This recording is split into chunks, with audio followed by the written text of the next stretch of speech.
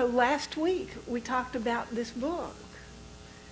That how many of you remember taking the true and false? How many of you had some truths? Yeah. So what were some of the truths that you had problems with?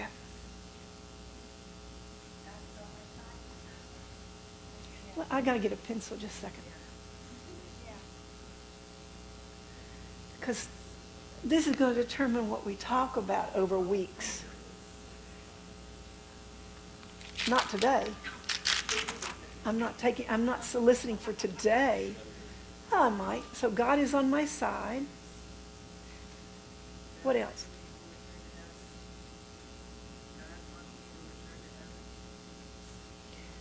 That's a tough one, isn't it? Which statement caused you to some discomfort? The existence of God. Yeah. Why are we here?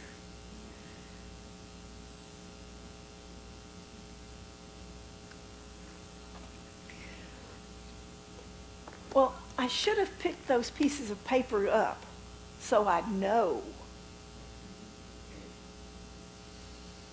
There was a woman who was trying really hard to get ketchup out of a bottle, and she wasn't having much success, but she was trying really hard, and the phone rang. And so she sent her 4-year-old to answer the phone, and she heard her 4-year-old saying, "Mommy can't come to the phone because she's hitting the bottle."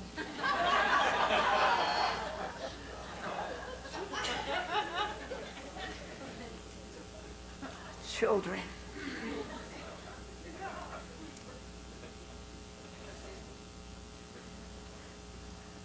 I found a quote by Thomas Edison that sort of worked on me this week. And this was shortly before his death.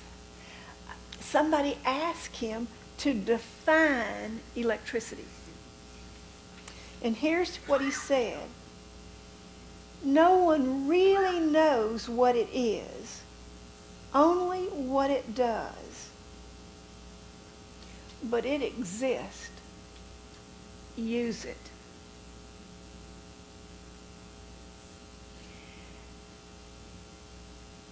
And so as we go through this book and we find some of those challenging statements, what I'm inviting you to do is to get very clear about what it is that you believe. You don't have to take his word for it. Because his word is true for who? For him. And each one of us has this opportunity to know what is true for us. And we have a term for that. It's what kind of feeling? A gut feeling.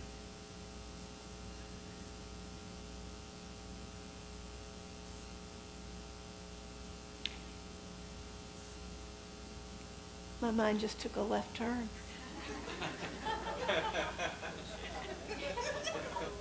You have to know that I was TV-less and Wi-Fi-less for 2 days.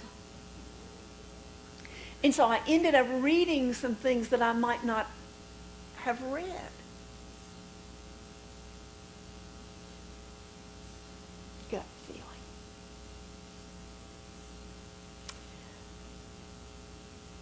I don't know where this story came from. I think it came from the book 7 Habits of Highly Effective People by Stephen Covey, but I may be wrong.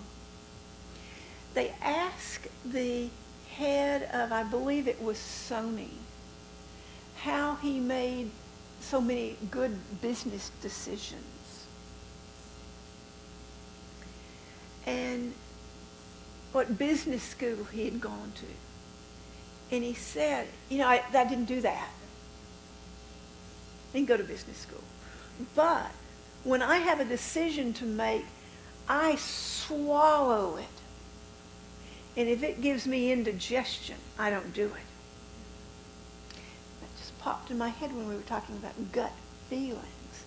So that's what I'm asking you to do. As you read this and you take it in, if it gives you indigestion, you have permission to reject it. In fact, Unity would say that anything that you read, you have that opportunity. You have that opportunity to take in and figure out the truth of it.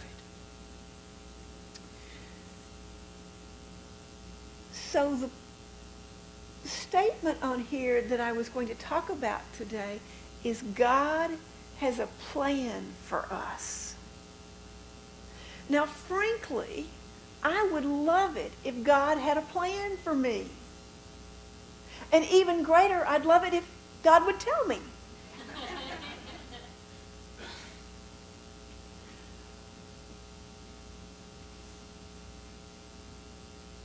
But I have lived my life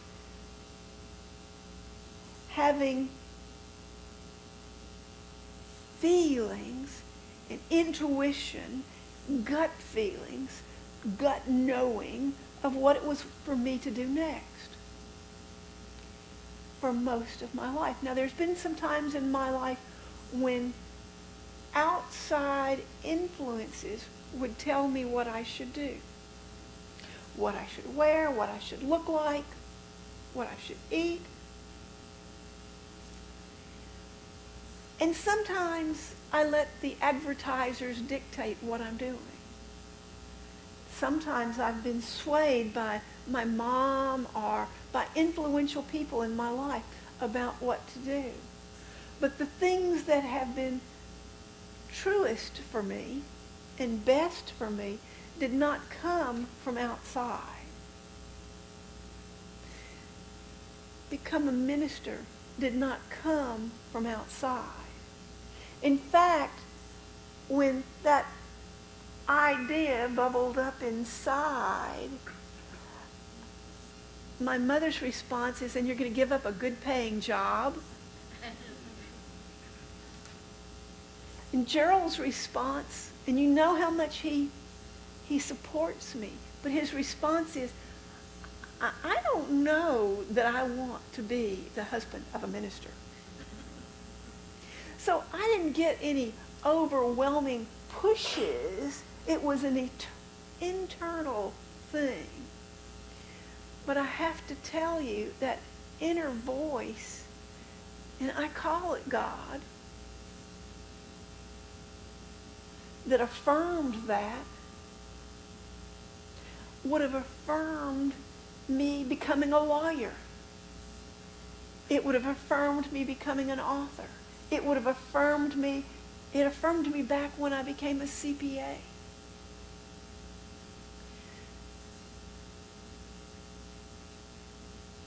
I do believe that in life, everything has a way of working in sort of a way that when we look back, we say, wow, everything that's happened to me has supported me in being where I am now.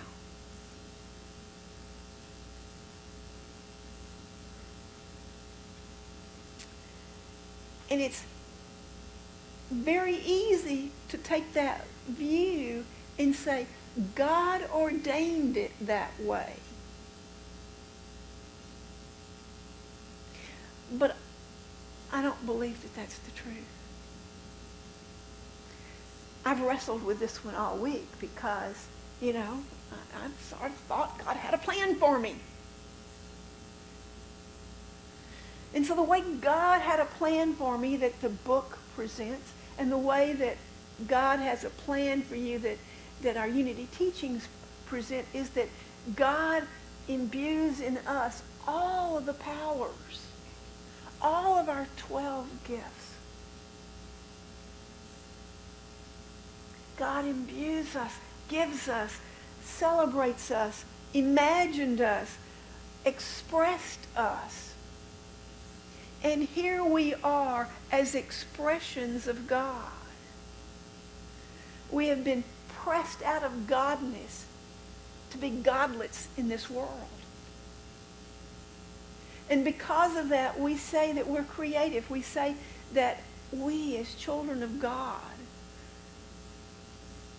as the offspring of God, that our divine inheritance is the ability to create a world.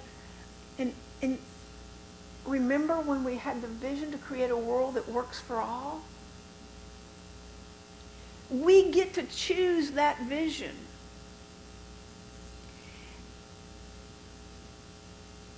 And so my thought for you this morning is that you get the opportunity to make the plan whatever you want it to be. There is no mysterious plan sitting out in a file folder that has your name on it that you're stumbling around looking for, trying to get a hold of. It doesn't exist. In the mind of God, there is not a Leanne plan, a Rena plan, a Vivian plan, a Beth plan, a Laura plan, or a Renee plan, a Pat plan. And wouldn't we like it, though, if there was? Because what does that belief do? It takes the responsibility off of us. We don't have to do any work. We just stumble around and we get on God's road.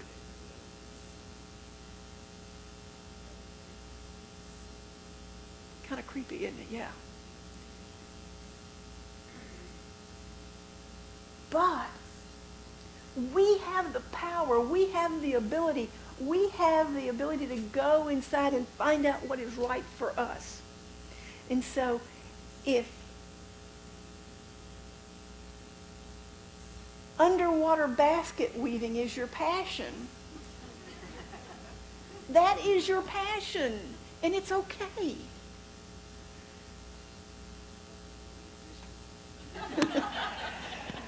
Where underwater basket weaving came from is at one time when I was going to school and getting a degree in nutrition, my father said I might as well get a degree in underwater basket weaving.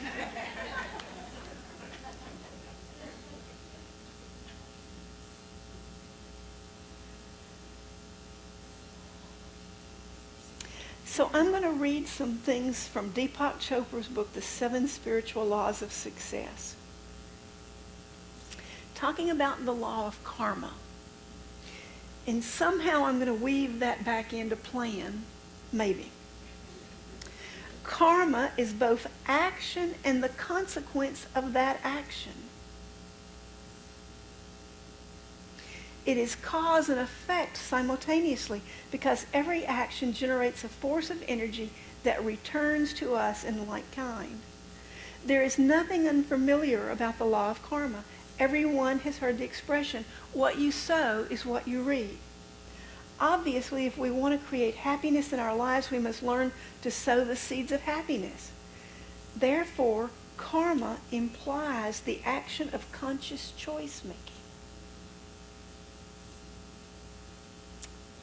Deepak continues, you and I are essentially infinite choice makers. In every moment of our existence, we are in that field of all possibilities where we have an access to an infinity of choices. Some of these choices are made consciously, while others are made unconsciously. But the best way to understand and maximize the use of karmic law is to become consciously aware of the choices that we make in every minute. God's plan for us, that free will that we've been given, is that ability to make choices. We get to choose. Every day we get to choose. Last Sunday, I invited people to come help move boxes. And on Tuesday, Gerald called me and said, somebody's here, help you move boxes. And Vivian came, this tall, beautiful, blonde woman came, and we moved boxes, didn't we? I can't believe how many boxes Vivian moved. Now, did that mean that God only had a plan for Vivian to come move boxes? No. What it means is that she heard my request. She remembered my request, and she acted upon it.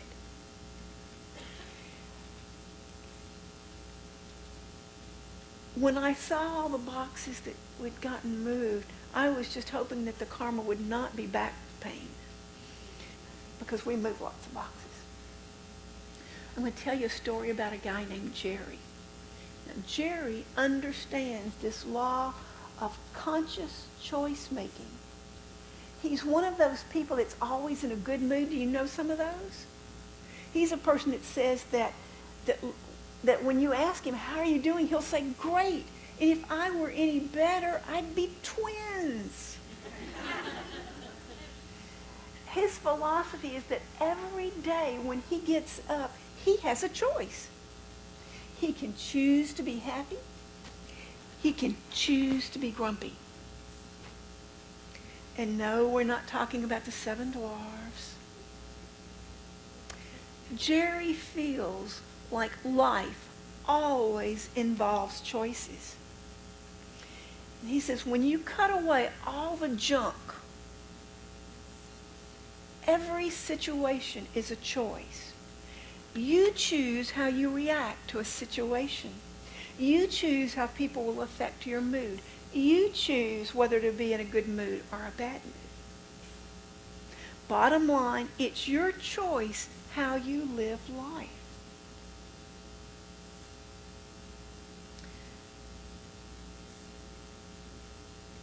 Your choice is your plan.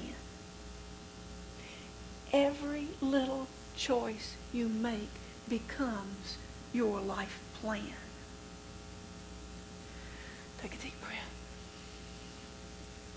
And yes, have we made some choices that we may not want to put on the billboard? Yeah. And do we learn from those choices? Yeah. There was a Zen master that the student came and asked, how do you learn not to make mistakes? And the Zen master said, by making mistakes. Choices. We get to choose how we live. Jerry owned a restaurant, and one day he made a mistake. He left the back door open, and he was robbed at gunpoint by 3 men. They panicked, and they shot Jerry, leaving him for dead. Luckily, he was found quickly, and he was rushed to a trauma center for surgery, where he underwent surgery for 18 hours, followed by months and months of rehab. He lived, but with fragments of the bullet still in his body. A friend asked him to describe what he felt like after he was shot, and here's what he said. The first thing was that I should have remembered to lock the door. The next thing, as I lay bleeding on the floor, was that I had a choice. I could choose to live or I could choose to die. I chose to live. His plan was to live. But when they wheeled me into the operating room, I got really scared when I saw the expression on the doctors' faces. In their eyes, I read, he's a dead man. That's when I knew I had to take action. When this big nurse asked me if there was anything I was allergic to, I said yes and paused. And everybody, the nurses and the doctors, stopped working. They were waiting for my reply, and I took a deep breath and I yelled, "I'm allergic to bullets!" And they did just what you did. They laughed. And he said, I added, "I'm choosing to live. Operate on me as if I'm alive, not dead." And that's what we're talking about this morning. It's about making choices and understanding how this law of cause and effect, that what we do goes out and comes back. We make a choice and it has a consequence. Sometimes we look at that consequence, that like attracts like, as being punishment. We hear that Bible quote, as you sow, so shall you reap.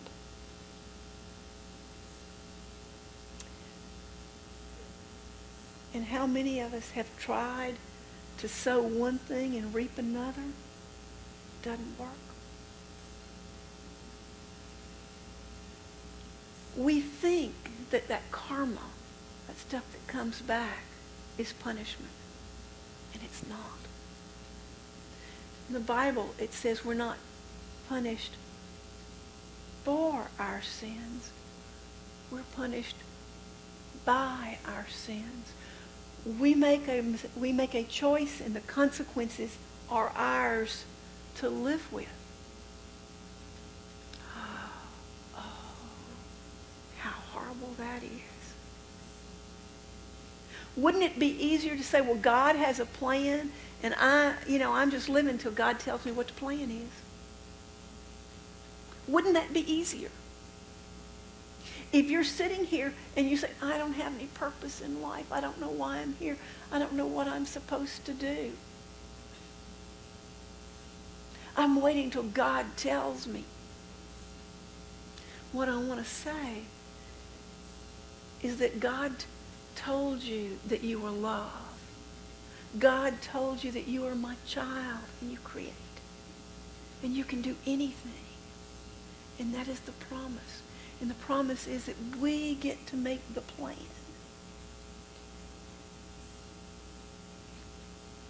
So this week, when you think about some of these statements on here and you think about how you question them, look at them from that point. Do I like it? Do I like for that to be the truth because it relieves me of something that I have to do?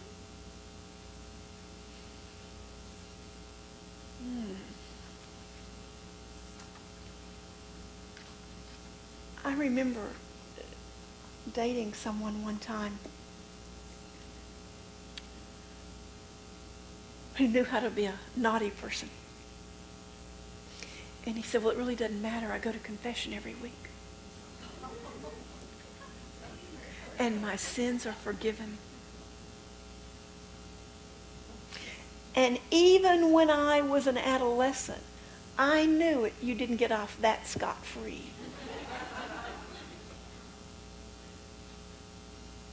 So you think about these statements, the beliefs that we've had, that we've accepted from our childhood religions, from the ancient stories. We have stories that have been told for thousands of years, and while some of them have great truths in them, some of them were written when we were very immature. And we have grown in mental maturity, emotional maturity, spiritual maturity. And so sometimes when we hang on to beliefs that no longer support us, it's like a cop-out. So you're being invited as we talk about these statements that would challenge us, you're being asked to step up in your maturity and figure out what it is you want to believe. And then when you walk out of here today, if you want to believe that God has a plan for you and you know what it is, then I celebrate that. I celebrate that you know what is yours to do. And if you believe that God is telling you, I'm envious.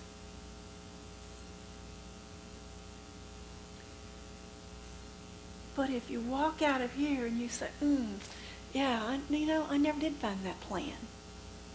Maybe I don't have to look for it anymore.